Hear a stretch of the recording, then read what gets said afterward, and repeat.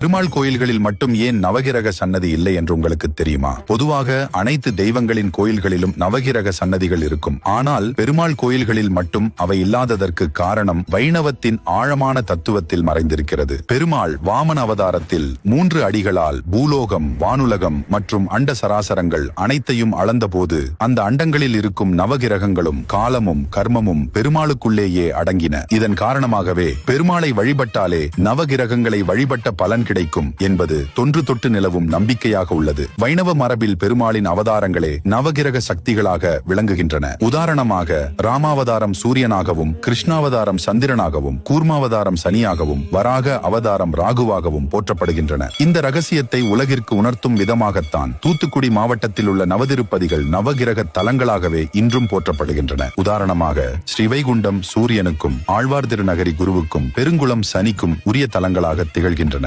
திருப்பதி பெருமாளின் சுப்ரபாதத்தில் கூட நவகிரகங்கள் அனைத்தும் பெருமாளின் தரிசனத்திற்காக காத்திருப்பதாக கூறப்படுகிறது. ஒருமுறை நாராயணா என்று சொன்னாலே பல பிறவிகளின் பாவங்கள் நீங்கி வைகுண்ட பதவி கிடைக்கும் என்பது ஐதீகம். உங்களுக்கு விஷ்ணு